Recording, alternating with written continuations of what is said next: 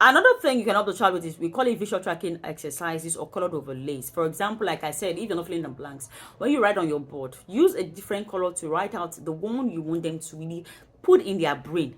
So we call it color coding, color highlighting, color overlaying, whatever you want to call it. That I said, you can't be a dyslexic let me say therapist or interventionist without having loads of sticky note, colored markers, colored gel pen, highlighters, because it will help any child you are working with. And the next is auditory dyslexia. Now this child is not deaf. The child just has problem with rhyming words.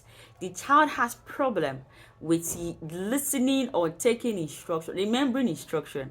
And you will say something and the child will be hearing something else. You might be saying bat and the child is hearing pat. You might be saying fan and the child is hearing van. You might be saying can and the child is hearing cat.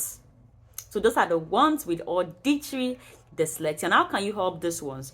Slow down recorded instructions, broken down simple instructions, and spelled out sounds. For example, I call it glide spell, which is instead of saying k, a, t, cat, you say cat, not k, a, t, cat. You say cat. I hope you understand that. Then let's go to the next one. Sorry, please. Last one, which is not often talked about or is linked with ADHD, is attentional dyslexia.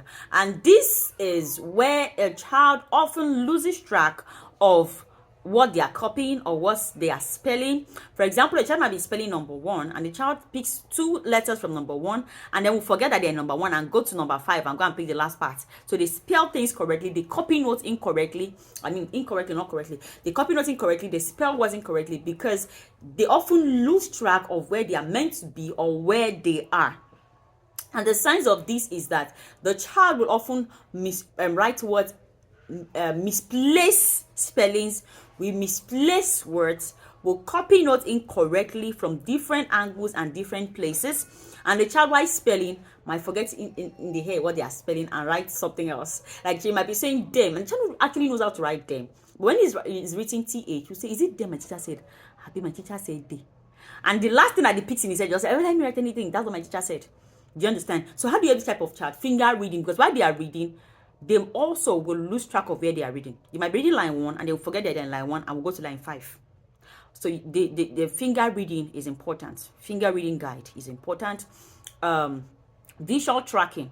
So also have the child with oculomotor exercises that strengthen the eyes. And then hand-to-eye coordination exercises will also help a child like this. So can you see that dyslexia is more than spelling, is more than reading? There are whole lots to dyslexia. So I hope you read your slide because it will help you retain more information. I'm Empress Thelma Ige, the Anointed Teacher. And now let's move on to the next